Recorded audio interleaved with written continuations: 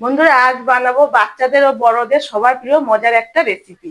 এটা সন্ধ্যেবেলা চা বা কফির সাথে স্ন্যাক্স হিসাবে বা বাচ্চাদের টিফিনও দিলেও খুব খুশি হয়। ঘরে থাকা সামান্য উপকরণ দিয়ে তৈরি করা যায় এই রেসিপি, পটেটো স্মাইলি। আমি এখানে 3টে বড় সাইজের আলু নিয়ে নিয়েছি। এবার এই আলুগুলোকে আমি খোসা ছাড়িয়ে কেটে সিদ্ধ করে নেব।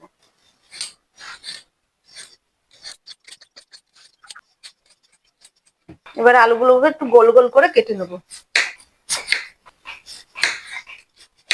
বন্ধুরা, আজই সন্ধ্যাবেলা বানিয়ে ভালো আর চার সাথে ট্রাই করে দেখো, ভালো লাগবে। গ্যাসটা এবার ধরিয়ে কড়াইটা বসিয়ে দেবো। এবার কড়াইতে জল দিয়ে দিলাম।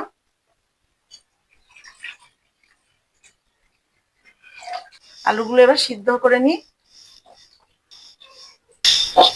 আলুগুলো সব সিদ্ধ হয়ে গেছে। আলুগুলোকে এবার ভালো করে স্ম্যাশ করে নেব। বন্ধুরা, আমার কাছে স্ম্যাশার নেই, আমি এর জন্য কাঁটা চামচ দিয়ে ভালো করে স্ম্যাশ করে নিচ্ছি। কাঁটা চামচ দিয়ে করলে ভালোও লাগে দেখতে, কি সুন্দর একটা ডিজাইন হচ্ছে।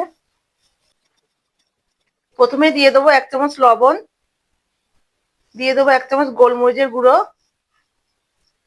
আর দিয়ে দেবো 1 চামচ কর্নফ্লাওয়ার। এবার এটাকে ভালো করে মেখে নেবো। 1 চামচ কর্নফ্লাওয়ার দিয়ে আমি মেখে নিচ্ছি, যদি লাগে আমি আর একটু দেবো। এখানে আর একটু কর্নফ্লাওয়ার লাগবে, আমি আরো 1/2 চামচ দিয়ে দিলাম। চামচই অল্প করে দিয়ে দেবো। এই যে দিয়ে দিলাম। এবার এটাকে ভালো করে মেখে নেবো। আলুটাকে ভালো করে মেখে দুটো বড় বড় ডো তৈরি করে নিয়েছি। এবার আমি এই ডোটাকে হাত দিয়ে ভালো করে এভাবে চেপে চেপে নেবো। বেলনি দিয়ে চাপলে একটু বেশি চাপা হয়ে যাবে, এই জন্য আমি হাত দিয়ে আস্তে আস্তে এবার চেপে নেবো। বেলনি দিয়ে করলে বেশি পাতলা হয়ে যাবে, তো এর জন্য হাত দিয়ে আমি এটাকে এভাবে গোল করে নিচ্ছি। একটা রুটির শেপের মতন দিয়ে নিচ্ছি। রুটির মতো অত পাতলা হবে না, একটু মোটাই হবে, কিন্তু দেখতে রুটির মতনই হবে। এ দেখো, আমি এটাকে এরকম গোল শেপ দিয়ে নিলাম। আমার কাছে যেহেতু কুকি কাটার নেই, তাই আমি এটা দিয়ে একটু গোল গোল করে কেটে নেবো। এবার কেটে নিই বন্ধুরা।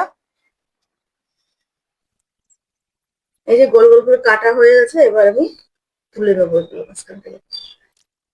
এইভাবে আমি বাদ বাকি গুলোকে গোল করে কেটে নেবো। বন্ধুরা, এই যে আমি সবগুলোকে গোল গোল করে কেটে নিয়েছি। এবার আমি এগুলোকে চোখ মুখ এঁকে দেবো। তোমরা এরকম টাইপের কিছু একটা নিয়ে নেবে চোখ বানানোর জন্য, আর এই যে এরকম একটা চামচ নিয়ে নেবে মুখ বানানোর জন্য।